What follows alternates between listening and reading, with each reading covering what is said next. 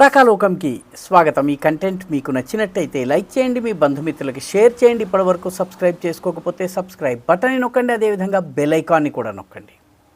మిత్రులారా, ఛత్తీస్గఢ్ నుంచి ఒక అద్భుతమైనటువంటి వార్త వెలుగు చూసింది. ఛత్తీస్గఢ్లో ఉన్నటువంటి శక్తి అనేటటువంటి పట్టణంలో దాదాపు 651 మంది పూర్వపురుషుల ధర్మమైనటువంటి హిందూ ధర్మంలోకి తిరిగి వచ్చారు.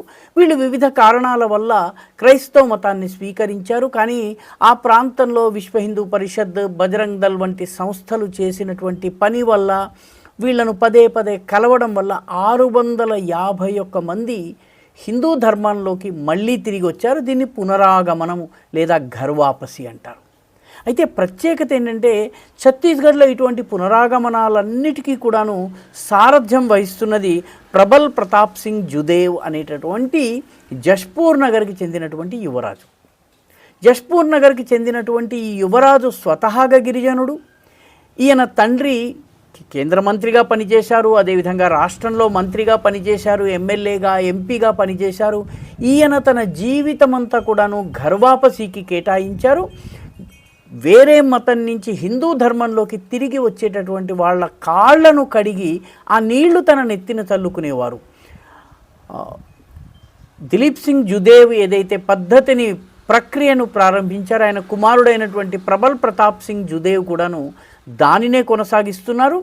651 మందిని వాళ్ళ పాదాలు కడిగి ఆ నీళ్లను తన నెత్తిన చల్లుకుని మొత్తం మీద వాళ్ళను మళ్ళీ పునరాగమనం చేయటం జరిగింది. ఛత్తీస్గఢ్లో ఈ రకంగా గ్రామాల్లో చాలా పెద్ద ఎత్తున పునరాగమనానికి సంబంధించినటువంటి ఒక ఉద్యమం నడుస్తుంది.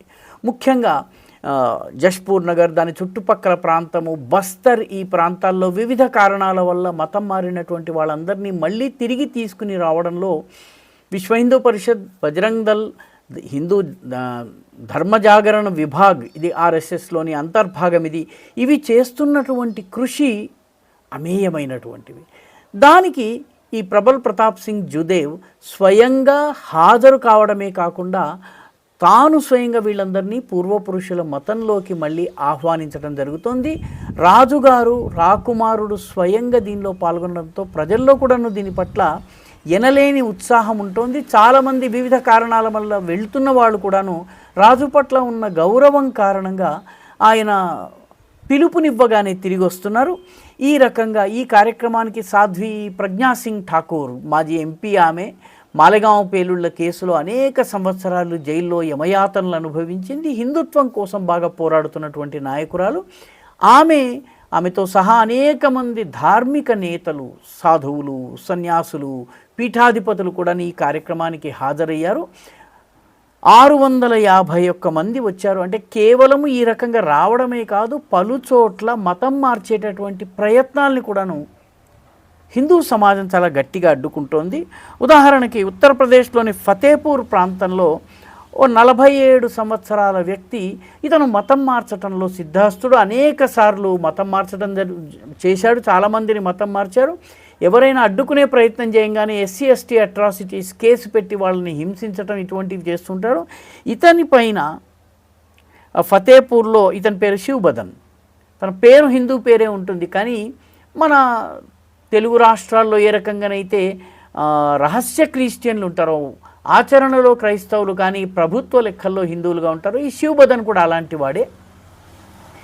ఈయన మతం మార్చే ప్రయత్నం చేస్తే అక్కడ ఉన్నటువంటి ప్రజలు ఈయనని పట్టుకుని పోలీసులకు అప్పగించారు. రాజీవ్ దీక్షిత్ అనేటటువంటి ఒక యువకుడు ఇతనిపైన తన దగ్గరకు వచ్చి మతం మారినట్టయితే మంచి ఆసుపత్రిలో ఉద్యోగం వేయిస్తానని చెప్పి తనకు ప్రలోభన చూపారని చెప్పి ఇతను కేసు పెట్టాడు.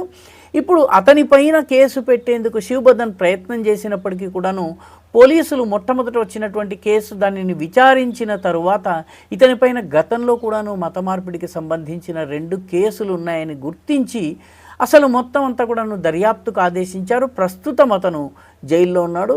అంటే సమాజము మేల్కొని ఫైట్ చేయటం ఏదైతే ఉందో ఇది ప్రారంభమైంది. వెళ్ళిన వాళ్ళని తీసుకుని రావడం ఒక ఎత్తు అయితే, వెళ్లకుండా నివారించటము రెండవ ప్రయత్నం. అదేవిధంగా ఒరిస్సాలో కూడాను డిసెంబర్ 27 అంటే క్రిస్మస్కి 2 రోజుల తరువాతనే ఒరిస్సాలో ఉన్నటువంటి బాలసోర్ జిల్లా, ఈ బాలసోర్ బ్రిటిష్ వాళ్ళు పెట్టినటువంటి పేరు. ఆ జిల్లా అసలు పేరు బాలేశ్వర్. బాలేశ్వర్ని వాడు బాలసోర్ అన్నాడు. మనం గుత్తిని గూటి అన్నట్టుగా, మనము దాన్ని గోదావరిని గోదావరి అన్నట్టుగా ఇది బాలసోర్ ఫిక్స్ అయిపోయింది. ఈ బాలసోర్లో కూడాను ఇద్దరు మహిళలు మతం మార్చే ప్రయత్నం చేస్తుంటే స్థానిక మహిళలు అడ్డుకున్నారు.